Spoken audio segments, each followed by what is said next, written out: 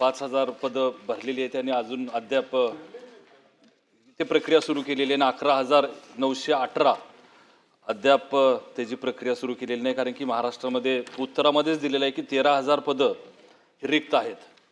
त्यामुळे शासनाने हे मान्य केलेलं आहे. त्यामुळे प्रश्न आहे की उरलेली उर्वरित पदं हे आपण प्रक्रिया भरती किंवा त्याची प्रक्रिया कधी सुरू करणार आणि किती कालावधीमध्ये भरणार.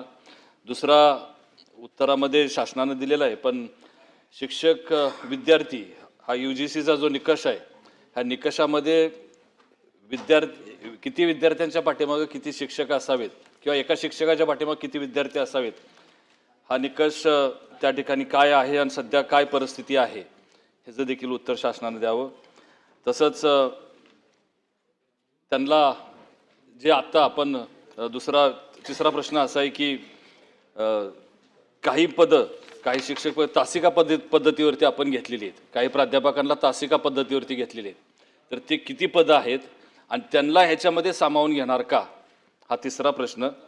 आणि चौथा प्रश्न असा आहे की NAC आणि NIRF ह्या ज्या संस्था येतात आणि ह्या संस्थेंमुळं ह्या केंद्र सरकारच्या ज्या संस्था आहेत नामांकन करणाऱ्या, ह्या संस्थांमुळं आपल्या महाविद्यालयांवरती किंवा आपल्या विद्यापीठांवरती काय परिणाम झालेला आहे, त्याचे निष्कर्ष काय निघालेत का? धन्यवाद. मंत्री महोदय. सुरुवातीलाच पदवीधर आणि शिक्षक आमदार नसलेल्या आमच्या रणजित दादांनी इतका अभ्यासपूर्ण प्रश्न विचारल्याबद्दल मी त्यांचं अभिनंदन करतो. बहुतेक तुम्ही ना विक्रमजींना चान्स देत नाही म्हणून त्याने तिकडे दिले प्रश्न, पण विक्रमजींना तुम्ही संधी द्या न द्या ते उभेच राहतात. 3/11/2018 आपल्या राज्यामध्ये जी पदं रिक्त होती त्याच्या आधारे 40% म्हणजे 3,580 भरायला आपल्याला परवानगी मिळाली. आणि त्याच वेळेला कोविडच्या पर्यंत आपण 1,492 भरून 2,088 उरली होती. पुन्हा एकदा कोविड नंतर आपल्याला 12/11/2021 परवानगी मिळाली आणि 3,580 पैकी 3,086 पदं भरून आपल्याकडे 494 उरली होती. पण मधल्या काळामध्ये 18ला हा आपण निर्णय केला, भरती सुरू केली, ते 25 पर्यंत पुन्हा रिटायर्ड होतातच ना. आणि त्या रिटायरमेंटमुळे आता जी स्थिती आहे ती 31,185 मंजूर पदं, 19,267 भरलेली पदं, 11,918 त्यातल्या आपल्याला 5,012 पदं भरायला परवानगी मिळाली आणि 494 आधीची शिल्लक आहेत. अशी जवळजवळ रफली 5,500 पदांना आपल्याला मान्यता मिळाली. वित्त विभागाने हा आग्रह धरला होता की ही विद्यार्थी संख्या तुम्ही लेटेस्ट म्हणजे 2025ची घेतली पाहिजे. याचं कारण सर्वांनाच आपल्याला जाणवतं की नवीन शैक्षणिक धोरणानंतर विद्यार्थी संख्या थोडी कमी झालेली आहे आणि सगळ्यात महत्त्वाचं म्हणजे कौशल्य विकासाकडे जाण्याचा भर हा वाढला आहे. आणि त्याप्रमाणे थोडा वेळ लागला की आत्ताची विद्यार्थी संख्या किती आहे ती विद्यार्थी संख्या निघाली.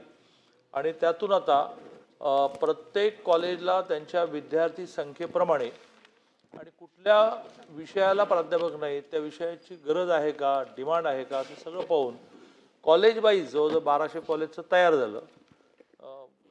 1-2 दिवसामध्ये त्याचा कॉलेजला नेमक्या जागा किती मिळाल्या कॉलेज वाईज असा तक्ता तयार होईल आणि त्याचा आदेश पण निघेल. मग त्याची प्रक्रिया असते. जूनच्या आधी हे पूर्ण करा असा आपण आग्रह धरतो आहे. पण प्रक्रियेमधला मोठा मुद्दा असतो तो रोस्टरचा असतो. तो रोस्टर त्यांनी प्रत्येक कॉलेजने येऊन मंत्रालयामध्ये मुळात टप्प्याटप्प्याने मंत्रालयात देऊन तो पूर्ण करून घेतला की आपण त्यांना एनओसी देऊ, मग विषय संपला. तर हा झाला पहिला मुद्दा. दुसरा मुद्दा त्यांनी जो उपस्थित केला आहे तो किती विद्यार्थी संख्येला एक प्राध्यापक. याच्यामध्ये युनिव्हर्सिटी ग्रँट कमिशनने याचा एक ढोबळ निकष ठरवलेला असतो. विद्यापीठशा त्याचा निर्णय होतो आणि विद्यापीठाच्या निकषाप्रमाणे विद्यापीठ वाईज हे वेगळं असतं. त्याच्यात मराठवाड्याच्या विद्यापीठामध्ये मुळात विद्यार्थी संख्या इतकी कमी तर ते 40ला एक प्राध्यापक म्हणून काय उपयोग आहे, ते 15ला एक म्हणतील, असे वेगळे निकष असतात.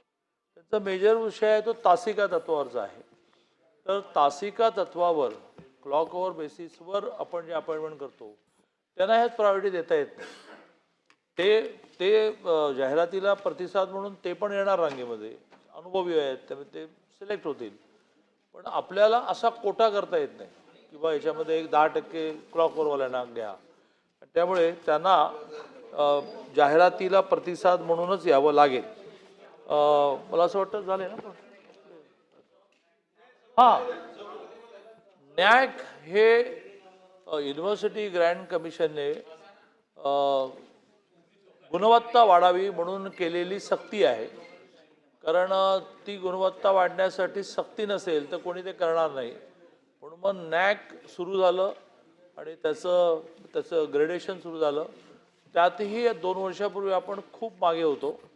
मग आपण त्याचं कठोर धोरण स्वीकारलं. परिणामी आता नॅक ॲक्रिडेटेड कॉलेजेसमध्ये आपण देशामध्ये फर्स्ट आलो.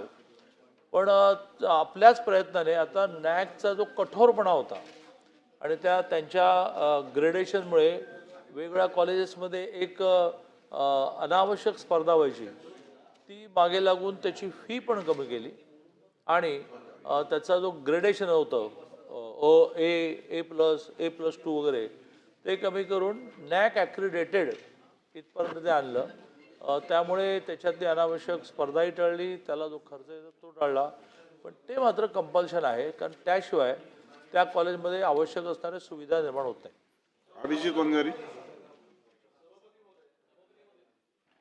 उच्च शिक्षण अंतर्गत आपल्या राज्यातल्या सर्व विद्यापीठामध्ये आणि संलग्नित महाविद्यालयामध्ये प्राध्यापक पदभरतींकरता हा प्रश्न या ठिकाणी उपस्थित केलेला आहे.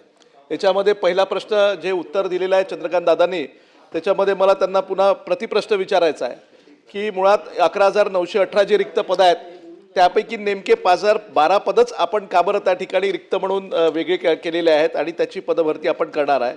5,012 आणि आणखीन 400 पदं हे आपण भरण्यासाठी आपण तशा पद्धतीचा GR काढलेला आहे. पण आमचा हा प्रश्न आहे की 11,918 पदं असताना केवळ इतकेच पदं का, हा एक पहिला प्रश्न. दुसरा प्रश्न या ठिकाणी आपण सांगितलं की जसं अपेक्स बॉडीमध्ये AICTE असेल किंवा फार्मसी काउन्सिल असेल किंवा नर्सिंग काउन्सिल असेल, या ज्या काही अपेक्स बॉडीच्या अंतर्गत जे काही प्रोफेशनल महाविद्यालय चालतात त्यांचा स्टुडंट टीचर रेशो हा ठरलेला असतो. आपण आपल्या उत्तरामध्ये सांगितलं, कारण रणजितदादा मोहिते पाटील साहेबांनी विचारलं की बा आपला रेशो काय आहे, तर उच्च शिक्षणामध्ये आपण सांगितलं की प्रत्येक विद्यापीठामध्ये वेगवेगळ्या स्टुडंट आणि शिक्षकांचा रेशो वेगळा असतो. तर या आपल्या राज्यामध्ये सर्व विद्यापीठांमध्ये सुसूत्रता आणण्यासाठी आपण एक कॉमन काहीतरी त्या ठिकाणी युनिफॉर्मिटी आणली पाहिजे आणि सगळ्यांचं जे काही आपण विद्यार्थी संख्या गृहीत धरतो ते आपण एकत्रित करून सर्वांना ते लागू केलं पाहिजे. कारण आपल्या विद्यापीठांमध्ये सगळ्यांना वेगवेगळी स्वायत्ता जरी असली तरी सुद्धा मेजर पेपर किती, मायनर पेपर किती, याच्यामुळे सुद्धा त्या सब्जेक्टचा फरक आणि त्याच्यामुळे होणाऱ्या विद्यार्थी संख्येवर पण परिणाम मोठ्या प्रमाणामध्ये होतो. म्हणून ती युनिफॉर्मिटी आपण करणार का? आणि आता आपण सांगितलं की नॅक शिवाय आम्ही कोणत्याही कॉलेजला पदभरती देणार नाही. नॅक करून सुद्धा त्या ठिकाणी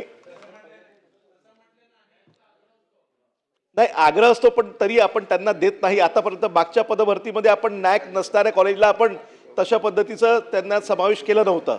तर नॅक केल्यानंतर सुद्धा आता 2-2, 3-3, 4-4 सायकल काही महाविद्यालयांच्या झाल्यानंतर सुद्धा सुरुवातीला केंद्र शासनानं UGCने आणि महाराष्ट्र सरकारनं असं सांगितलं होतं की नॅक करणाऱ्या सगळ्या संस्थांना सुद्धा आम्ही रुसोसारखी ग्रँट देणार. मग आपण किती महाविद्यालयांना रुसोसारखी ग्रँट दिली? मुळात दिलीच नाही. फार निग्लिजिबल, हातावर बोटावर मोजण्या इतक्या कॉलेजेसला दिली. त्याच्यामुळे मग नॅक करून फायदा काय?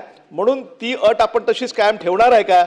आणि हे जे काही 5,012 पदं भरण्याचा आपण निर्णय घेतलेला आहे त्या पदभरती करता या आर्थिक आपल्या अर्थसंकल्पामध्ये आपण तशी तरतूद केली आहे का? मंत्री महोदय, याची शेवटच्या प्रश्नापासून सुरू करू. याची काही वेगळी बजेट प्रोव्हिजन घ्यावी लागत नाही. याची रुटीन एक्सपेंडिचर असल्यामुळे फायनान्सची परवानगी घ्यावी लागते. ती बरेच वर्ष मिळत नव्हती, बरेच काळ मिळत नव्हती. माननीय मुख्यमंत्री महोदयांबरोबर एक बैठक झाली आणि त्या बैठकीमध्ये त्याने हो, पण त्यासाठी बजेट प्रोव्हिजन नाही लागत. तर ती तर ऑलरेडी आहेच ना. नाही नाही नाही. आणि त्यामुळे माननीय मुख्यमंत्री महोदयांबरोबर एक बैठक झाली, त्या बैठकीत त्याने मान्यता दिली. काय झाली? हां, अर्थ खात्याच्या सगळा आर्थिक डोलारा नीट करण्याच्या दृष्टीने काही ज्या गोष्टी ठरल्या त्याच्यामध्ये सगळंच बजेटमध्ये द्यायचं नाही, नंतर पुरवण्यामध्ये द्यायचं ठरल्यामुळे खात्याला पैशाला कमी पडणार नाही.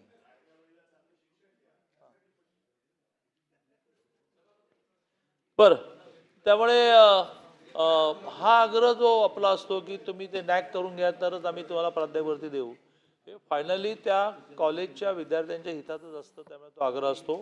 पण गेल्या वर्ष 2 वर्षात जवळजवळ असं म्हणता येईल की 80-90% पर्यंत कॉलेजेस अनुदानित की नॅकवर गेले, त्याने कुठली अडचण येणार नाही. अभिजितजी एवढंच ना? प्रवीण दरेकर. महोदय, नॅक मानांकन नसलेल्या महाविद्यालयांना नॅक मानांकन मिळण्याच्या अटीवर भरती प्रक्रिया राबवण्यात येईल का? तशा प्रकारची भूमिका आपण घेणार का? आणि भरती प्रक्रिया साधारणतः कधीपर्यंत त्या ठिकाणी पूर्ण होईल? म्हटल्याप्रमाणे विद्यापीठातल्या प्राध्यापकांची भरती आणि महाविद्यालयाच्या प्राध्यापकांची भरती यासाठी 4 दिवसापूर्वीच महाराष्ट्रातल्या सगळ्या कुलगुरूंची जवळजवळ 5-6 तास वेगळ्या विषय होते, वेगळा अजेंडा होता. पण त्यातला हा प्रमुख होता की ह्या जूनला नवीन कॉलेजेस सुरू होताना, विद्यापीठातली डिपार्टमेंट सुरू होताना ही नवीन भरती रुजू झाली पाहिजे असा आग्रह धरून त्याचं उलटं टाईमटेबल प्रत्येकाला आखायला लावलं आहे आणि सगळेजण त्याच्या तयारी लागले आहेत. त्यामुळे कधीपर्यंत भरती होईल तर ती ह्या शैक्षणिक वर्षामध्ये प्राध्यापक प्रत्यक्ष वर्गामध्ये जायला सुरुवात करतील. नॅक नसणाऱ्या कॉलेजेसना किमान हे तरी आम्हाला लिहून घ्यायला लागेल किंवा निदान ॲप्लिकेशन करा, त्या तिथून पुढे प्रक्रिया सुरू होते. पण नॅकसाठीचा अर्जही करायचा नाही आणि म्हणायचं की आम्हाला प्राध्यापकांची संख्या द्या. तर प्राध्यापकांच्या संख्येने केवळ त्या शिक्षणाचा दर्जा सुधारणार नाही, त्या कॉलेजमध्ये बाकीच्याही गोष्टी असाव्या लागतील. आम्ही तर एक प्रयत्न हाही करतो आहे आणि तो यावेळेला बजेटमध्ये आम्ही आग्रह धरला आहे की ज्याचा उल्लेख अभिजित बिंदारेने केला की PM उषा. तर आता मला एक्झॅक्ट सांगता येणार नाही, पण जवळ 100 कॉलेज आपल्याला सगळे मिळून 850 कोटी मिळाले, ज्याच्यामध्ये 4 विद्यापीठांना प्रत्येकी 100 कोटी मिळाले, 7 विद्यापीठांना प्रत्येकी 20 कोटी मिळाले आणि बहुतेक 100 कॉलेजेसना प्रत्येकी 5 कोटी मिळाले. त्या धर्तीवर एक CM उषा आम्ही सुरू करतो, त्याचं माननीय मुख्यमंत्र्यांचं प्रेझेंटेशन करतो. सुरुवात करूया government polytechnic, government engineering, government arts science commerce यांना द्यायचे.